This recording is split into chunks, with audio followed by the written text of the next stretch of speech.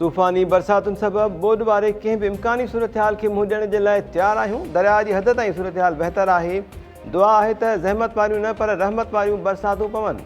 कोहे सुलेमान समेत बलूचिस्तान जे पहाड़ी इलाइक़नि मां ईंदड़ बरसाती पाणीअ सां सिंधु दरिया में वधीक चाढ़ ईंदो। आबपाशी खातो बचाव बंदनि जी सख़्त निगरानी यकीनी बणाए। वॾे वज़ीर सैयद मुराद अली शाह पारां लाड़काणो जे मोरियो बचाव बंद जो मुआइनो करण बाद मीडिया सां ॻाल्हियूं। वॾे वज़ीर आबपाशी अमलदारनि खे मोरियो बंद जी निगरानी बि सख़्त करण जूं हिदायतूं ॾिनियूं। लाड़काणो, कंबर, शहदादकोट, दादू ऐं जामशोरो ज़िलनि जे दौरे ते निकितल वॾे वज़ीर खे आबपाशी वारे सेक्रेटरी ज़रीफ़ खेड़ो दरिया जे वहकरनि बाबति ब्रीफिंग ॾिनी। वॾे वज़ीर खे ब्रीफिंग में ॿुधायो वियो त शदीद बरसातुनि सबबि सखर बैराज जी राइट बैंक मां निकिरंदड़ कैनालनि खे मथां खां बंदि कयो वियो आहे। राइट बैंक ते 328 वाहन मां रुॻो दादू कैनाल खे घारो पियो। घारे जो कारण शदीद बरसात ऐं MNB में पाणीअ जो तेज़ वहकिरो हो।